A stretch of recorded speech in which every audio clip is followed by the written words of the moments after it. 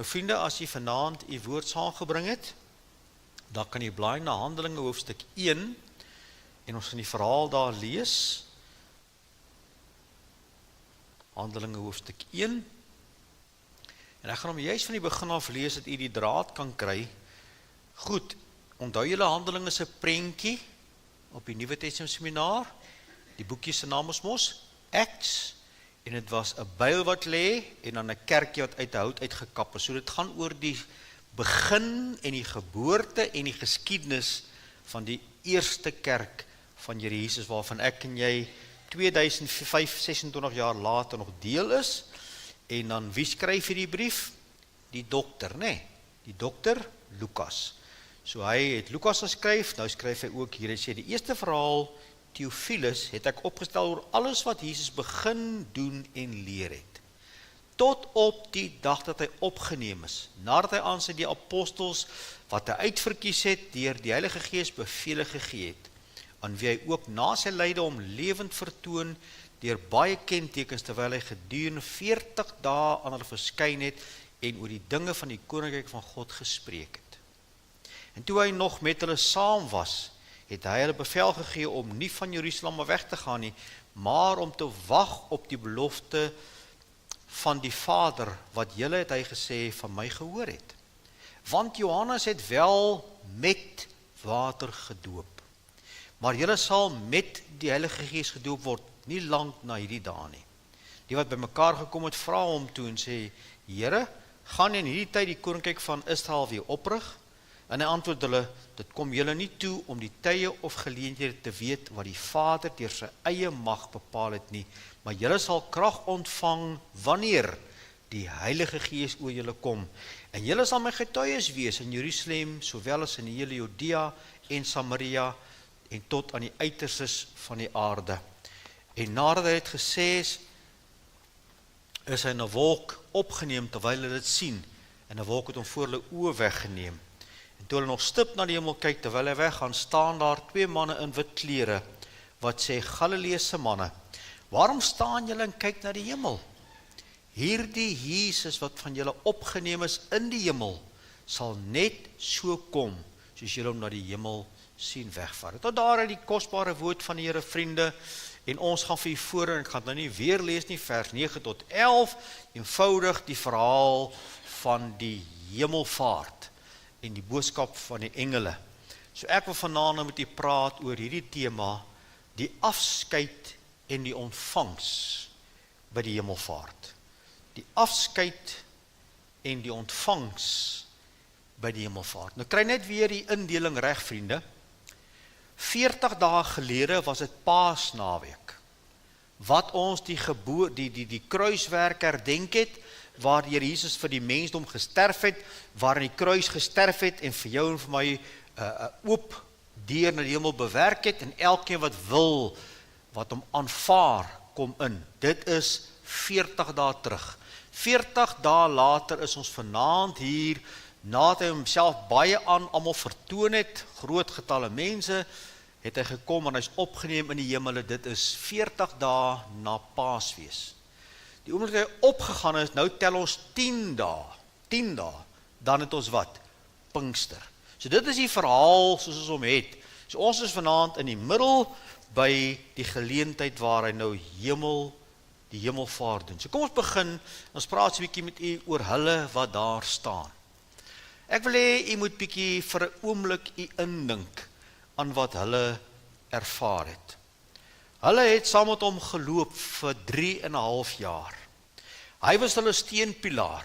Hy was hulle antwoord op hulle vrae.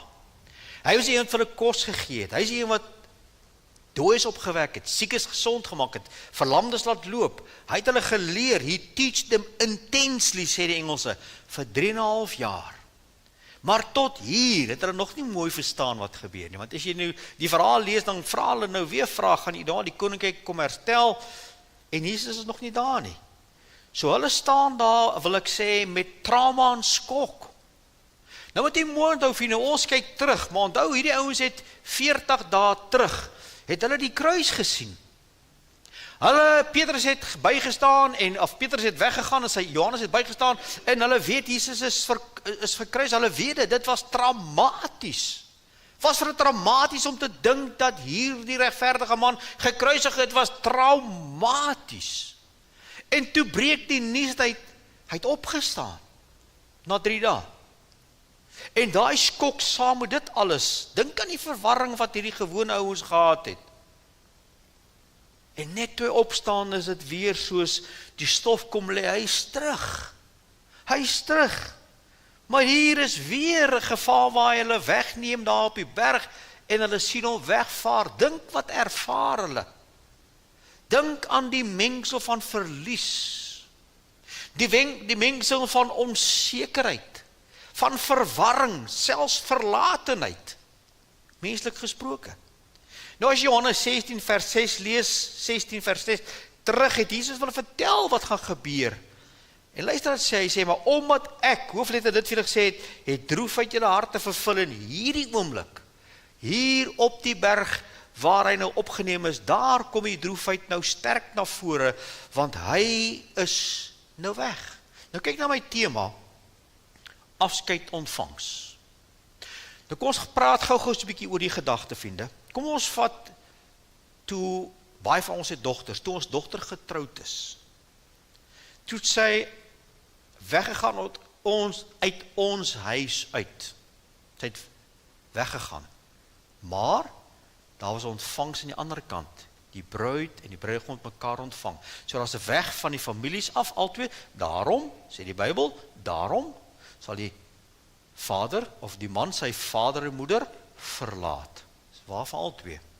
En hulle sal mekaar aankleef. Dis trou, dis verbond. En dan huwelik, hulle sal een vlees wees. So, probeer ek dink, wat het ek nou eintlik probeer sê. Maar in elk geval, geen net vir so oomblik het my gedagtes vang, ek het 'n klomp barrikaatjie gedrink, en ek voel net nie lekker nie. Maar, ja, dit is nou wat gebeur het, so hy is daar, dis die verwarring, en hulle, ja, die dogter, dat is hy. So, sy verlaat, maar sy word ontvang. Nou, wanneer ons kinders van die Here begrawe, of 'n roudiens hou, dan sê ons baie hierdie ding, ons sê hier, totsiens. Maar aan die ander kant sê hulle, welkom. So hier is dit 'n afskeid, en die ander kant is dit 'n ontvangs. En jy vind dieselfde waar met betrekking tot die hemelvaart. Wat gebeur hier? Die disippels sê, dis 'n afskeid. Maar wat gebeur aan die ander kant? Daar's 'n ontvangs. En ek gaan vanaand vir julle net 4 kort gedagtes kom deel, dat jy so 'n bietjie vleis kan sit om hierdie dag van die hemelvaart. Wat wil ons deur die Gees vanaand hê, moet jy vasmaak? 4 kort gedagtes. Onthou nou, kry weer die prentjie, die verwarring, die absolute verlatenheid in 'n oomblik. En nie sê net gaan wag net, ek sal gaan wag in Jerusalem, gewag net. So kom ons kyk na 4 kort gedagtes onder die tema. Kom ons begin en sê, afskeid ontvangs lei tot die troon en kroon beskrywing. Vriende, die Here Jesus op aarde verlaat nou die aarde nadat hy die werk aan die kruis volbring het. Nadat hy die dood oorwin het. Nadat hy die kop van die duiwel vermors het en die dood vir altyd tot niet verklaar het. Daarom is die pragtige gedeelte, skryf 1 Korintiërs 15, waar dit 'n loflied is vir elke kind van God. Dood, waar is jou angel? Waar is jou angel? Jesus kom en hy maak 'n einde aan dit alles. So wat ons hier sien, vriende, is nie 'n einde nie, al het dit so gevoel, maar 'n begin iets nuuts.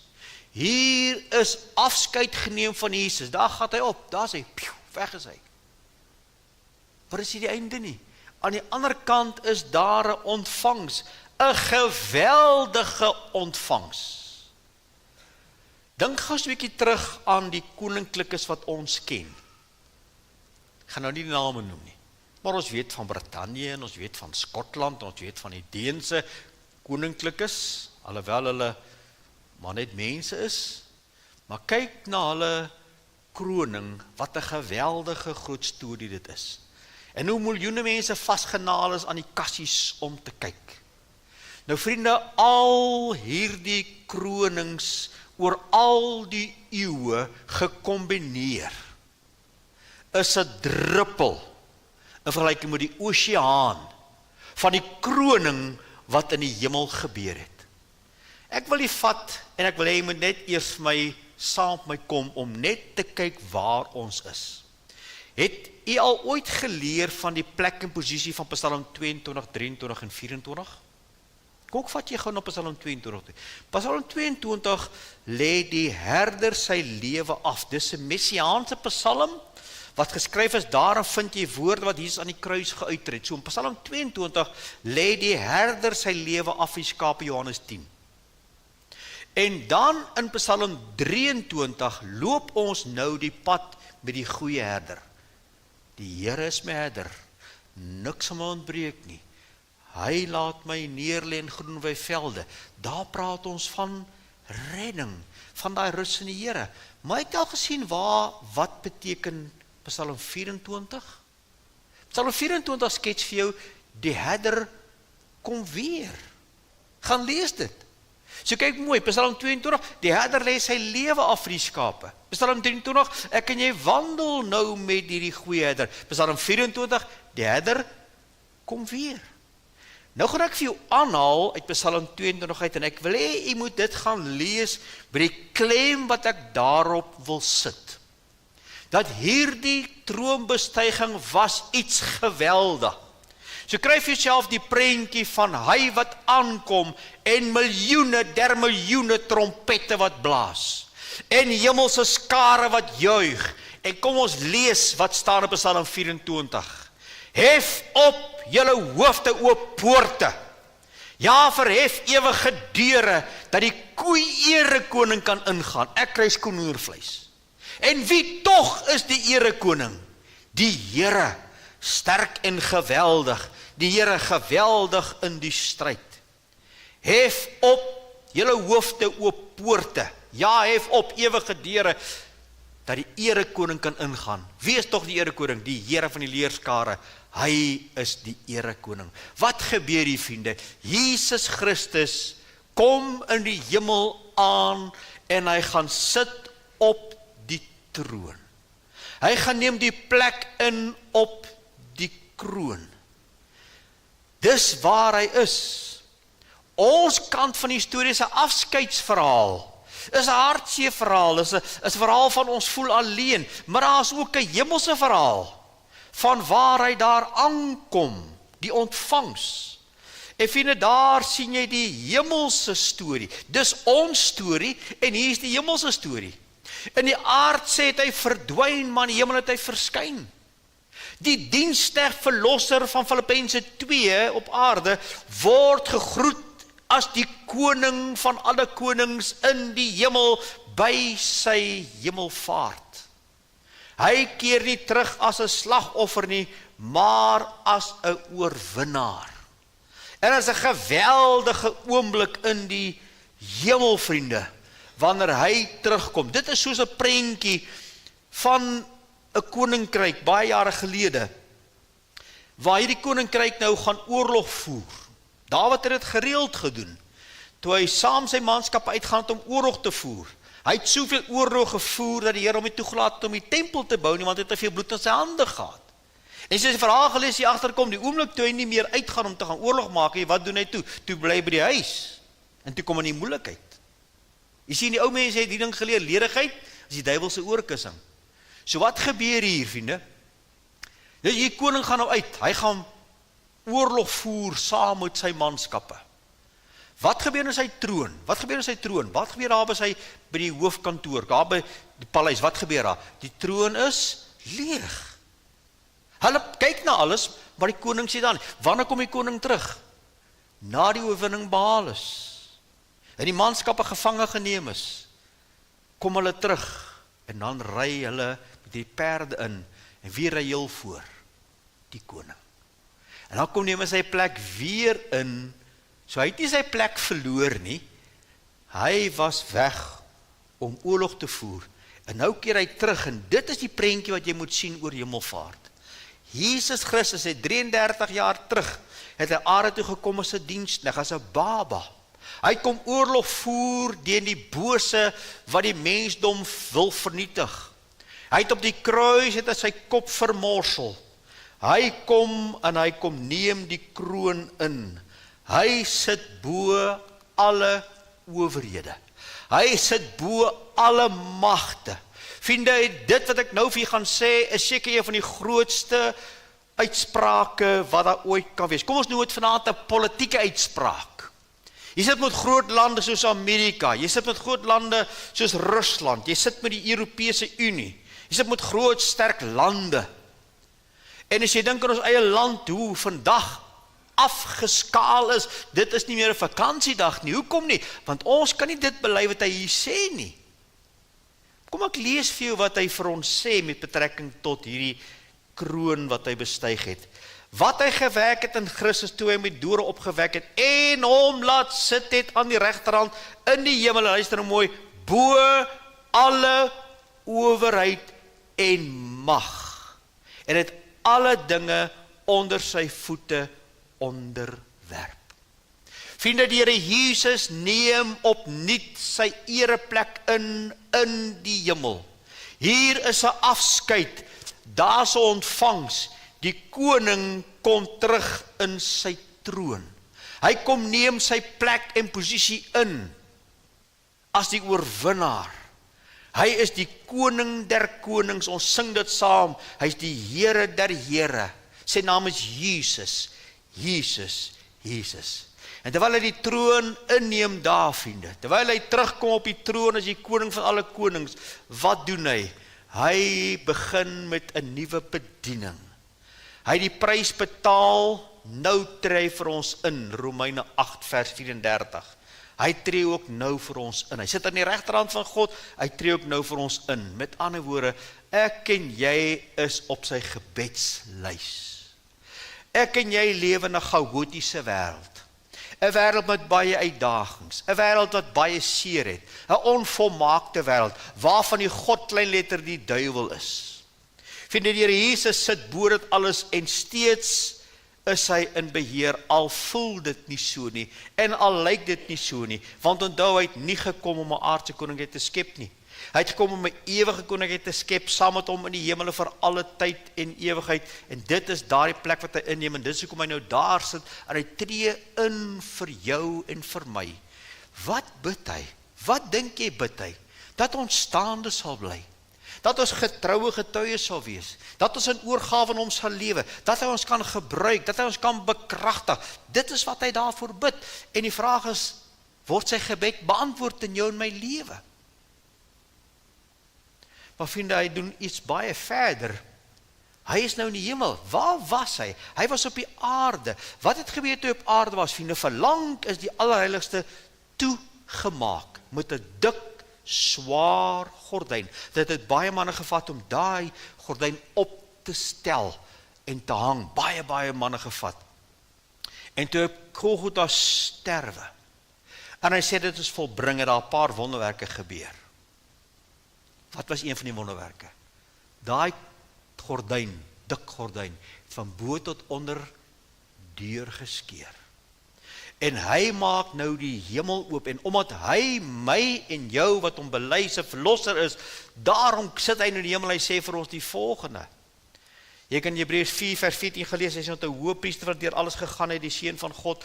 Hy is nie 'n hoëpriester wat hy met ons medelee, maar kom na vers 16 toe. Laat ons dan, goed, kom ons sê, wie is die ons? Die ons is sy kerk, sy kinders, u en ek. Laat ons dan met vrymoedigheid na die troon van genade gaan. Wie sit op hy troon? Help gou vir my. Christus Jesus. Want hy het weer ingeneem met die hemelvaart. Hy is daar. Hy sê, kom met vrymoedigheid na die troon van genade.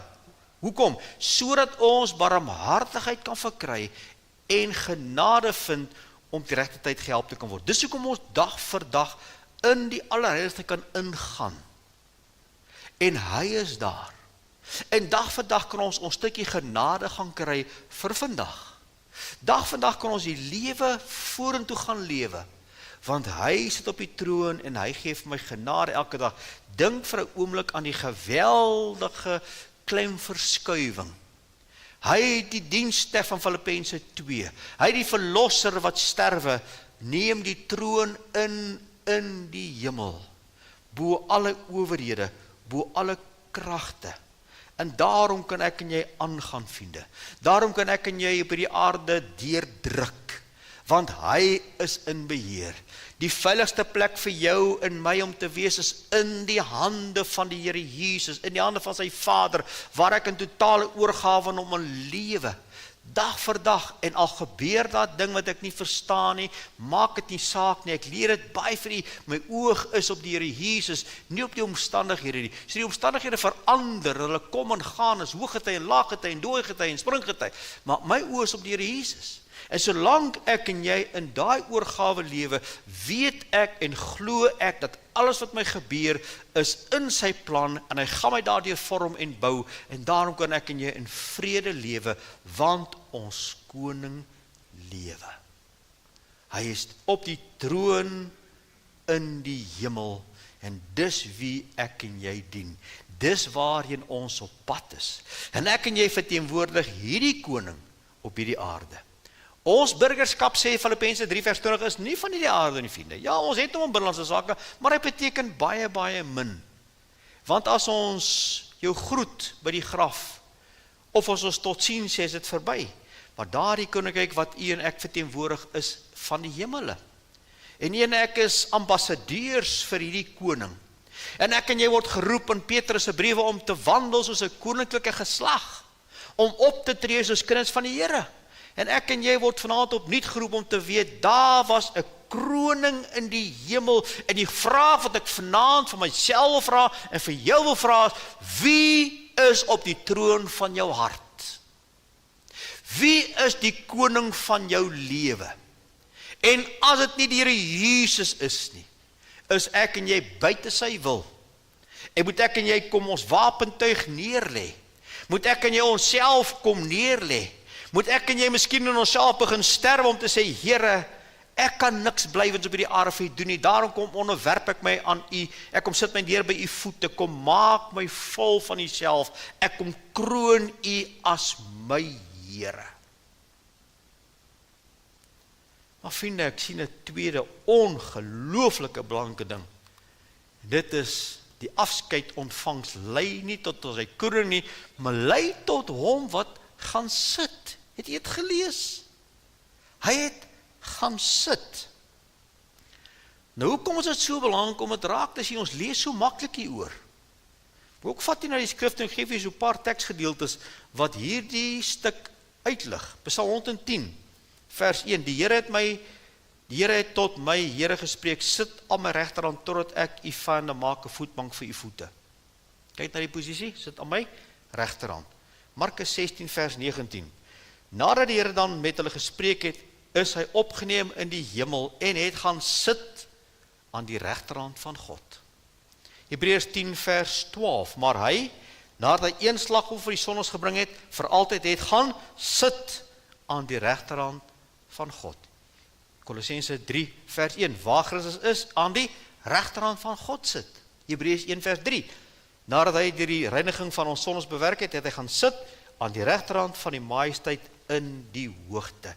Vriende, hy het gaan sit.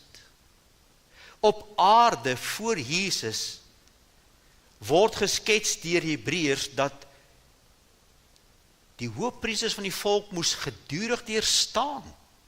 Hulle moes gedurig deur die tempel bedien. Hulle moes gedurig deur die kandelaars aansteek en skoonmaak. Hulle moes gedurig deur gebede doen. Gedurig deur moes hulle offers bring. Gedurig deur moes hulle dit doen. Maar vriende, hier verskyn die een hoëpriester wat al die tyd verwag is. Elke priester wat geoffer het, het gewys na hom wat sou kom. Elke liewe ding wat hom gewys het, is afgehandel. Hier is hy, en hy het gaan sit aan die regterhand van God. Hoekom het hy gaan sit? Want sy werk is klaar. Dis klaar. Johannes 17 bid uit die hoëpriesterlike gebed, hy sê, dit wat u my gegee het om te doen, dit het ek gedoen. Bid hy in die geloof, want hy weet die kruis lê nog voor. Maar hy het die werk afgehandel, vriende. Daar op die kruis, sy laaste woorde, dit is volbring. Die prys is betaal.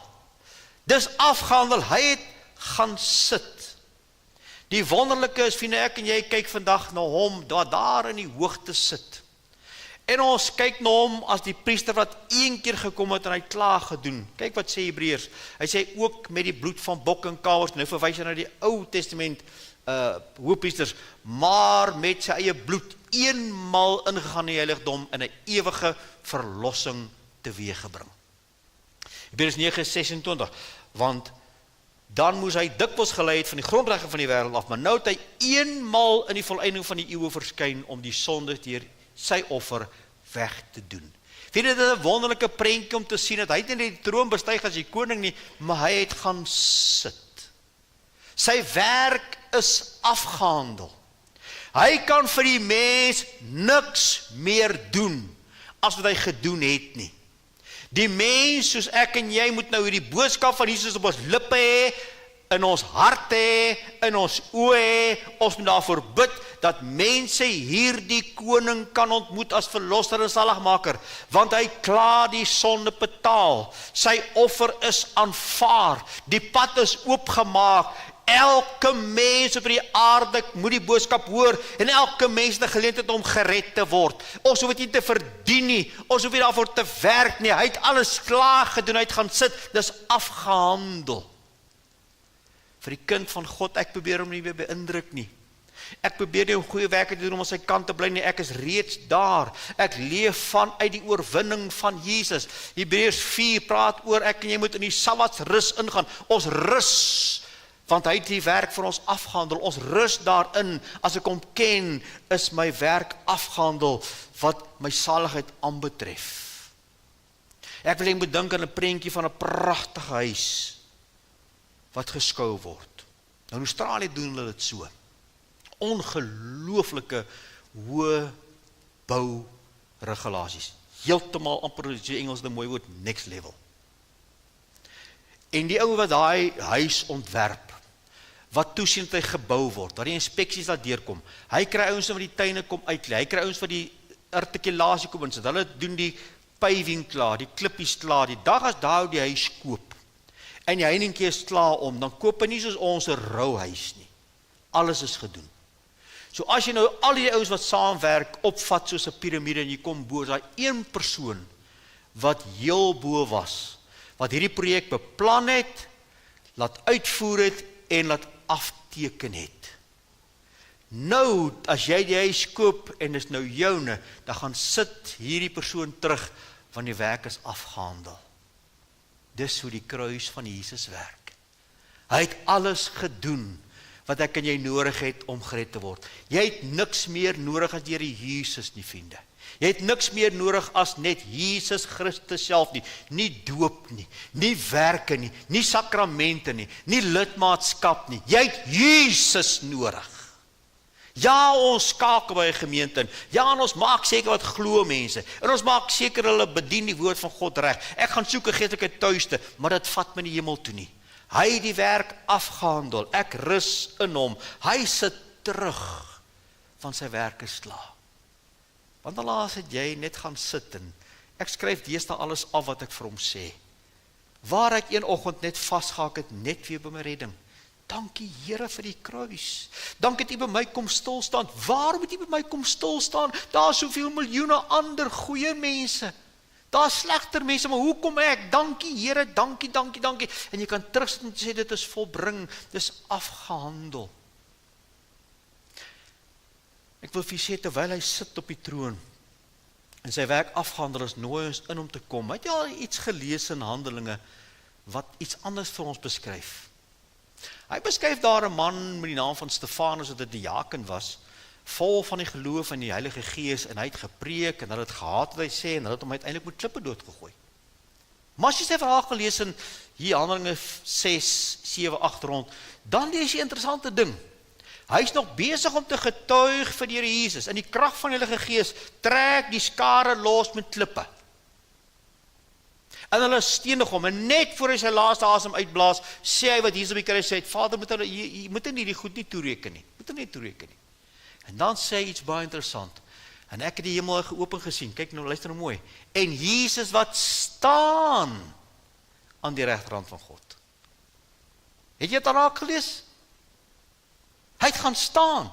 Nou wanneer staan ons, vriende? Wanneer staan ons? Ons staan wanneer daar 'n hoogtepunt gebeur. Ons het in die toneel en musiek het ons, sê ons, he got a standing ovation. Wat beteken? Dit beteken, dis 'n hoogtepunt, almal staan. Vriende, toe Stefanus getuig van die Here Jesus, en hy vertel van hom, en hy word gestenig, toe staan Jesus op. Standing ovation. En die vraag vanaand vir my en vir jou is dit, is die werk in my lewe afgaan, rus ek daarin, bou ek daarop voort, en is my lewe van so aard, dat ek en jy gereeld vir ons meester 'n standing ovation gee, waar hy opstaan en sê, hier was jou versoeking, hier was die ou vlees, hier was die ou vyand, daar was dit, maar jy het dit oorwin, en hy staan op om te sê, mooi so, vasbyt, deurdruk. Wat 'n wonderlike prentjie, om te weet, hy het gaan sit. Dis afgehandel. Ek hoef niks te doen nie. En vriende, jy kan vanaand net daar waar jy sit, sê, Here, miskien ek het nog nooit ontvang nie. Want as jy in die hemel kan jy nie voorwerk nie, jy kan dit ontvang. Jy kan dit ontvang. Want hy het dit alles gedoen, en hy sit in 'n afgehandelde werk. Wat 'n wonderlike boodskap van afskeid ontvangs. Hy's gekroon, en hy het gaan sit. Maar 'n derde kort gedagte wat ek vir u wil wys, vriende. Afskeid ontvangs maak sy teenwoordigheid baie groter op aarde. Hoe dan nou? Dit voel so asof dit op 'n negatiewe noot eindig. So asof die verhaal moet sê, to be continued.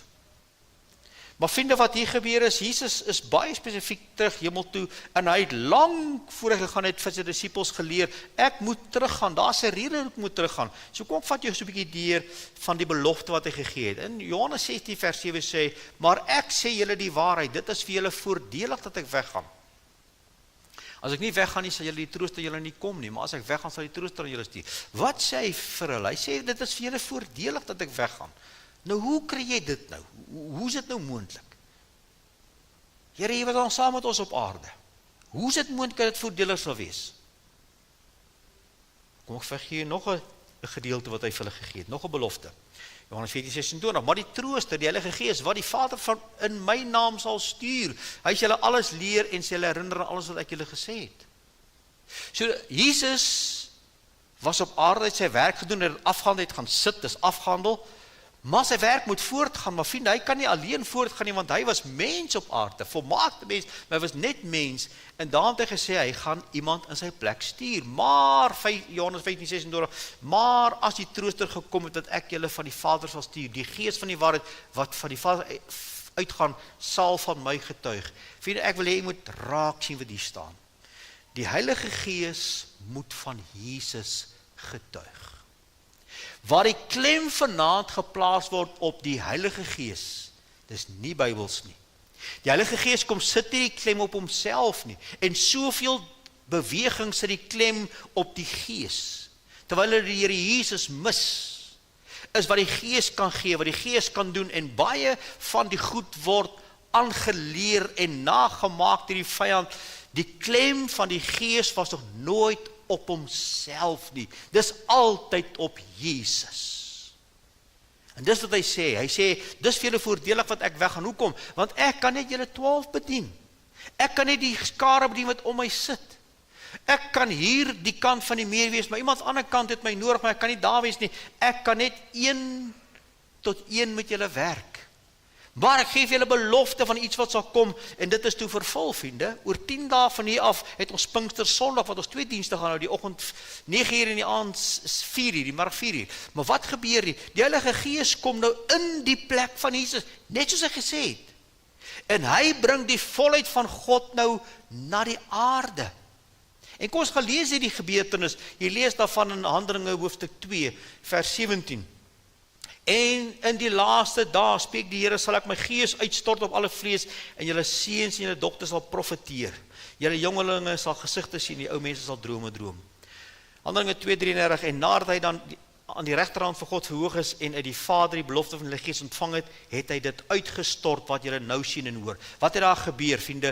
Die Heilige Gees is uitgestort soos Jesus beloof het. En hierdie disippels in die boventrek ontvang die Heilige Gees. Hy was nog nooit op aarde in so mate soos nou nie. In die Ou Testament was hy hier, luister na die mooi teologiese woord, incidenteel en sporadies. So hy sal 'n koning kom toerus, hy sal 'n ambassadeur kom toerus, hy sal 'n profeet kom toerus, maar nou kom hy as God, die Gees, en hy bedek die hele aarde, en hy vul hulle met sy krag, en die ouens staan op, en hulle spreek in vreemde dialekte, vreemde tale, en 13 verskillende mense hoor in hulle eie taal die goeie nuus van Jesus. En soos die paaie kruis, kom mense op bekering, en daar waar hulle teruggaan in Europa, daar waar hulle stop, daar brand dit. Dit is die geboorte van die kerk. Jesus se boodskap. Nie die Heilige Gees boodskap nie. Die Jesus boodskap is uitgestort. En wat doen die Gees van God nou hier in die wêreld, vriende? Hy oortuig van sonde, geregtigheid en oordeel. Hy getuig daarvan. En wat doen hy? Hy sal die wêreld oortuig van sonde, geregtigheid en oordeel. Vers 8 van Johannes 3 sê, die wind waai waar hy wil, jy hoor sy geluid, maar jy weet nie waar hy kom, soos elke deur die Gees gebore is. Jy sien, hy oortuig ons, en hy werk in ons harte, en hy kom wederbaar ons. Dis die werk van die Heilige Gees. Ek het al baie vir verduidelik in die verlede, ek wil nie op detail ingaan nie, maar daar's 2 sade nodig om 'n mens te vorm, 2 sade. Daar's 2 sade nodig om 'n mens weergebore te laat word. Die eerste een is wat? Die woord van God. En die Gees van God. En as daai woord en Gees by mekaar kom, dan is daar 'n hergeboorte, 'n nuwe geboorte, 'n geestelike geboorte, waarvan so baie van ons kan getuig. En dit is wat die Gees van God doen. Dis, hoekom hy gesê het, dis voordelig dat julle weggaan. En hy gee vir ons nog verder die sekerheid. Hy sê, ek kom woon nou in julle. So elkeen wat Jesus ken, jy is nou 'n tempel van die Heilige Gees. Jesus woon nie in die gebou, hy woon in jou en my. Hy gee vir ons hierdie sekerheid hier binne. Ons weet, Romeine 8 vers 16, die Gees getuig sal my gees dat 'n kind van God is. En ons enigste behoud om elke dag vir hom te lewe is deur die krag van die Heilige Gees in oorgawe, Pinksterboodskap. Dit is wat die Gees doen, en vind hy kan dit doen, terwyl Jesus nou sy ereplek inneem, is sy bediening baie breër as ooit tevore. En kan ek vandag vir jou sê, soos die Here vir so baie vir ons bemoedig, daar is nie 'n plek waar jy kom, waar hy nie is nie. Hy is in beheer, as jy hom in beheer laat vir lewe, hy is in beheer. Hy is teenwoordig elke plek, Hebreërs 13 vers 5, ek sien nooit begewe jy nooit verlaat nie. Psalm 39, al maak jy die daggeraad, ag gaan jy daar, ek is daar. Jy is nooit weer alleen nie. Die koning op die troon, die koning wat gekroon is, die koning wat sit, is die koning wat ook saam met jou is, deur sy Gees. En daarom sê ek jy nooit weer alleen nie. Daarom kan ek en jy sin maak in hierdie lewe, want hy is teenwoordig deur sy kosbare Heilige Gees. Daarom is dit vir jou voordelig dat ek weggaan. En soos ons vanaand hier praat, vriende, word mense reg oor die wêreld gered. Mense word reg oor die wêreld vervolg. As ek en jy vanaand gaan slaap, ons lig afsit, alarm is aan, honde is opgejack en gereed vir die aand, is daar kinders van God in die wêreld wat met hulle lewe betaal. Daar's kinders van God wat vanaand in tronke sit. En die klag is, hulle bly Jesus. Terwyl ek en jy vanaand rustig in die kerk sit, is daar bomme wat val. En bendes wat uitbeweeg, Noord-Afrika, Oos-Afrika, wat hulle uitsoek, wat die Bybel het, wat gesinne uitvermoor. O vriende, saam met hulle is Jesus. Saam met ons wat dit nie goed gaan, wat die voordeel het, ook ons is saam met hom, en daarom moet ons nooit moedeloos word, en daarom moet ons nooit vrees nie. Want deur sy gees het hy baie breër bediening as ooit tevore. Waar jy gaan, is hy. Waar jy praat, praat hy. Waar jy getuig, werk hy. Waar jy bid, antwoord hy. Hou aan, hou aan, hou aan, want hy is gekroon, hy het gaan sit, en sy bediening het baie breër geword, vir jou en vir my. Baie goeie nuus, dat hy by jou en my kom stilstaan het, en vir jou redding kom aanbied het. Maar 'n laaste gedagte wat ek vind, vriende, is, in hierdie gedeelte, kom gee hy vir ons weer, die afskeid ontvangs, bring weer die belofte van sy wederkoms. Vriende, ons hoor dit so baie. Ons hoor dit so baie, dat het ons baie keer amper nie eens meer raak nie. En veral ons kerk, waarvoor ek baie lief is. Ek is baie lief vir die kerk, is hier gered. Maar as ons regtig glo wat ons glo, as ons regtig glo dat daar wegraping gaan plaasvind, as ons regtig glo gaan 'n 7 jaar van groot verdrukking wees, as ons regtig glo aan al hierdie goed, hoe kan ons so passief lewe? Hoe kan mense so sleepvoet die Here dien? Hoe kan mense so aan en af met die Here wees? Of ons glo nie wat ons sê nie, of ons verloon onsself deur wat ons doen, klop nie altyd met wat ons sê nie. Vriende, Jesus gaan weer terugkom. Dit is die belofte wat in hierdie boodskap van die hemelvaart was. Hy sal net soos julle hom sien wegvaar het na die hemel, net soos hy terugkom. Hy gaan weer sy voet op die Olyfberg sit. Julle ken die boodskap in die Olyfberg gaan in 2 split. Ons weet dit. Hy gaan weer terugkom, maar dit is die volgende ding op sy kalender. Ek wonder of u het besef, dis die volgende ding op sy kalender. Hierdie koning wat in die hemel gekroon is, wat gaan sit het, hy gaan terugkom om uiteindelik die wêreld te oordeel, oorlog te voer wat groter is wat ek en jy nog ooit gesien en gehoor het van, en hy gaan triomfeer, Openbaring 19, en hy gaan kom as daai koning op die wit perd met sy oë wat vuur het en al daai pragtige dinge. Hy gaan kom en hy gaan uiteindelik oorwin en hy gaan opstaan as die koning bo alle konings. Hy is op pad terug, vriende. Die volgende punt op sy agenda is die wederkoms van Christus. En as ons glo die wegraping van sy kerk. Dis alles in 'n bestek van 'n kort tydjie wat moet gebeur. En ek en jy word geroep om opnuut weer seker te maak jou battery is gelaai. Om seker te maak jy is besig met die regte dinge. Om seker te maak die regte persoon is in beheer van jou lewe. En as sy naam nie Jesus is nie, het jy 'n probleem. Kyk mooi wat sê. Hy sê, wat staan julle so en kyk? Hy, as jy hom sien, wegvaar, gaan net so terugkom, as jy hom sien. Dan sê hy, gaan na Jerusalem en wag. En is dieselfde waarheid vanaand vir jou en my. Soveel mense het gaan staan en hulle bly kyk na die hemel. Het nog nie gegaan nie. Soveel mense staan en wag in passiwiteit. Hulle wag. Nee. Vat jou oë af en gaan leef. Vat jou oë af en gaan lewe Jesus voluit. Gaan vertel van sy evangelie. Gaan sê vir mense daar buite, al is die wêreld hoe hard, daar's iemand wat jou lief het met 'n liefde wat jy nie kan verstaan nie. Daar's iemand wat vir jou 'n prys betaal wat jy nooit kan verstaan nie. Daar's iemand wat vir die hemel oopgesluit het en jy word genooi om in te kom. Sy naam is Jesus. Dis ons boodskap, dis ons passie, dit wat ons elke dag moet doen. Hoekom? Want hy's op pad terug. Ons wag waaksaam, vriende. Ons wag met verwagting. Ons wag werkende. Ons wag dienende.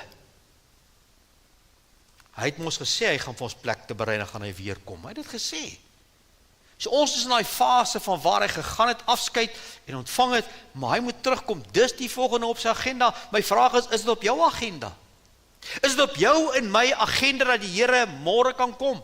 Dat jy môreoggend kan ontmoet deur die dood, is dit op ons agenda. Lewe ons so, is ons ingestel, is ons in lyn daarmee. Want dis wat hierdie boodskap vir ons wil kom sê. Ek wil weer 'n pragtige prentjie net wys daar, en ek gaan nie baie oor praat nie, maar vriende, dit is 'n Joodse bruid.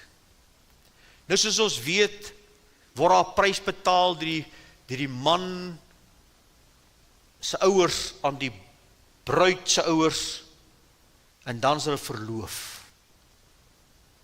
Wanneer ek en jy Jesus aanvaar, wanneer ons nooi vir redding, wanneer ons hom aanvaar as verlossingszaligmaker, dan is ons verloof, die prys is betaal, hy het daarvoor betaal met sy bloed aan die kruis, jy is gekoop, jy is los, jy is verloof aan hom. Maar net soos daai Joodse dame, nou wag sy vir die man. Hulle het nie datum gehad, hulle sê omtrent in daai tyd, so daar was 'n sekere tyd hulle moes wag, maar sy wag vir hom nie passief nie, sy gaan lê nie en slaap vir die TV nie. Sy gaan lê nie en boeke, sy wag, sy maak haarself mooi, sy kry haar mense gereed, sy maak haarself gereed. Dit is hoe ek en jy behoort te wees. U en ek as bloedgekooptes is die bruid van Christus. En ons het so 8 maande terug verlof, troue gereël. En dit was baie reëlings. Daai jaar voor die troue was so. Jy moes alles beplan, julle weet waarvan ek praat. Vriende, beplan ons groei. Beplan ons strategie. Beplan ons wat ons nog vir die Here wil doen. Beplan ons, is hy deel van my program? Is hy deel van my daaglikse lewe? Jy sien, as ons is 'n bruid wag, dan maak ons seker my kleed is rein. Dat ek my gremering gedoen is, my hare is gedoen, alle innerlike dinge is mooi, ek is gereed, hy kan kom. Ek vra die vraag en ek vanaand, ek vra nie of jy gered is nie, vriende. Maar ek wil jou vra of jy gereed is. Is jy gereed? Hy mag vanaand kom. Mag ek en jy vanaand op 'n punt kom in ons lewe waar ons opnuut weer by kruispunt kom te sê, ek is gered, maar is ek gereed? Hy is op pad terug, vriende. En jy ontmoet hom nog vinniger as wat jy dink. So ek en jy word geroep om besig te wees met sy dinge, om ons lewe in lyn te bring met hom. Ek sluit af. Gelukkig is daar die diensknegt vir wie die Heer wakker sal vind as hy kom, voorwaar ek sê vir julle, om gord in die tafel gereed om te bedien te word. Is jy en ek gereed? Lukas 12:40, julle moet dan gereed wees. Omdat die seun kom op 'n uur wat jy dit nie verwag nie. Matteus 24:46, gelukkig is daar die diensknegt wie se Heer as hy kom, hom op hierdie manier sal besig vind. As die Here vanaand sou kom, as jy vanaand te sterwe sou kom, jy staan voor die Here, waarmee gaan hy jou besig vind? Met hom in sy saak? Of is hy iewers agter op die agtergrond geskuif?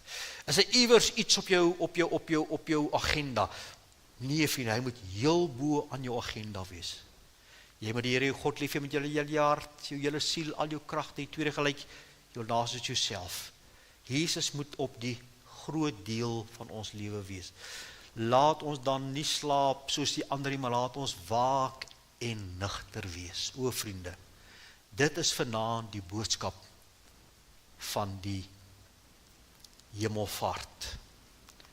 Dit is 'n boodskap van afskeid en ontvangs, wat lei tot die troon en die kroonbestuiging van die Here Jesus.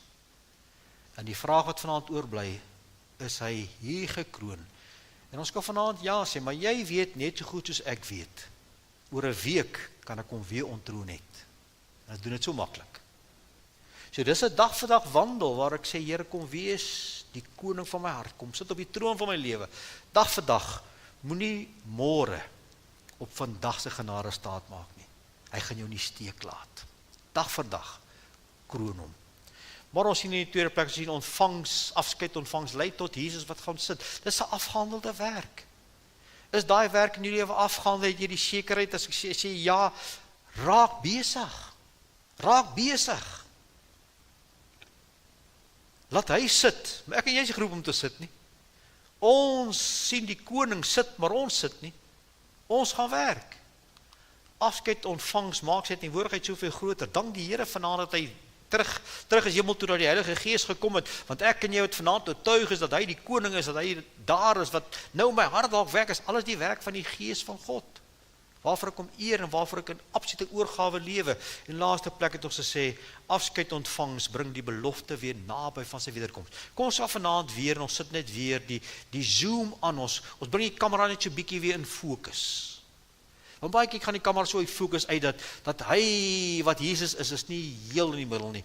En sy wederkoms is nie vir ons so belangrik nie. Sit hom weer in die senter. Dit is die boodskap van die hemelvaart.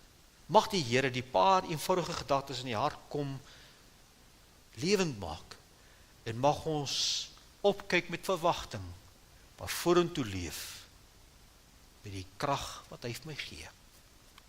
Amen. Here, baie dankie dat ons vanaand opnuut hierdie mylpaal in u bediening kan herdenk. Dankie vir 'n dag toe u die aarde verlaat het. Maar daai selfde dag het u in die hemel aangekom. U is gekroon. U sit op die hoogste troon van alle trone. Ons buig voor u voete en ons aanbid u vir wie u is. O Here, baie dankie dat ons opnuut vanaand maar net weer kan sê, Here, hier is ek. Terwyl dit 'n afskeid was, is dit 'n ontvangs daardie kant. Maak ons opnuut bewus van al hierdie waarhede en mag ons in lyn kom tot eer van u naam. Amen. Kom ons sluit af met hierdie pragtige koortjie. Hy is Heer, hy regeer en hy kom weer. Kom ons staan, ons sluit daarmee af.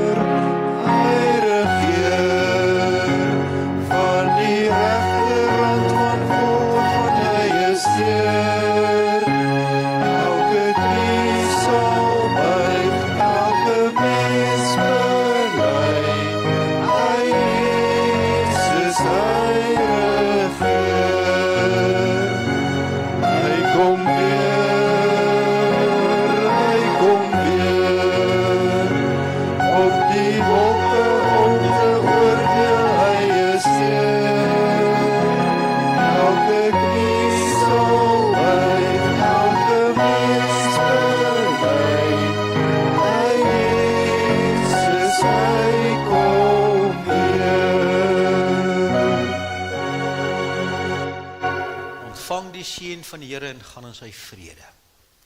Mag dan nou die genade van ons dierbare Here Jesus Christus, die liefde van God ons hemelse Vader en die tere opsoekige gemeenskap met u wees en met u bly, terwyl u weer die hemelvaart met al die implikasies vir uself gaan vasmaak in Jesus naam.